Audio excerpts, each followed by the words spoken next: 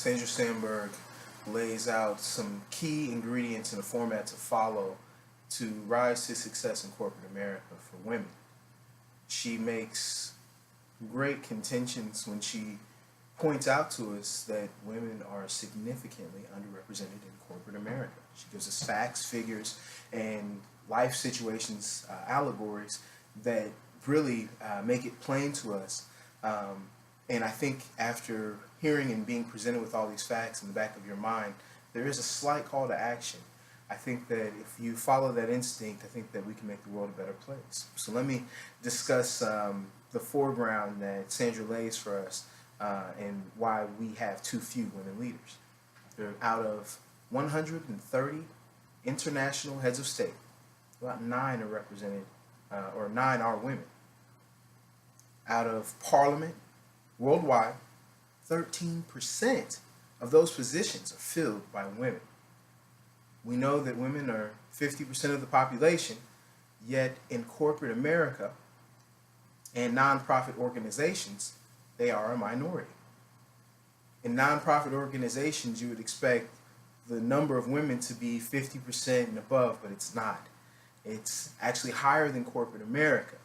As corporate America has failed women, or women have failed corporate America, as things don't correlate, as there's clearly a inherent barrier. There's clearly something that is stifling women from being represented more consistently in corporate America.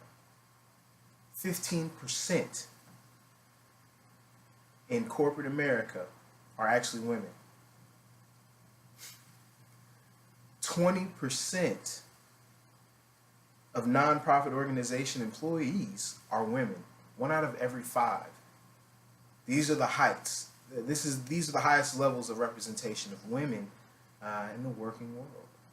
I think that it's just a mind-boggling statistic, because I want to know where the women have gone and why they don't want to be or can't be participants in what we call the working world. Sandra lays out 3 areas of what she maybe experienced in life as the working woman's consistent life experiences. Her first is to sit at the table.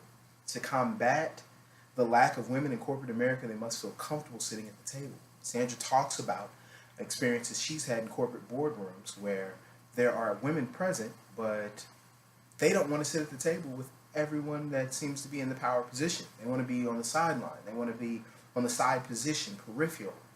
I think that Sandra found this possibly surprising when she tried to invite women and they refused to sit at the table. They did not feel that they were equals, perhaps. She also talks about the key to success being equal partnership at home. She talks about women and the workload that they experience both in child rearing and in housework. No matter a woman's level of ambition, these seem to be workloads, burdens, or otherwise situations that are put on them. And they have to perform at 2 to 3 times the rate of men. This can be draining for anyone.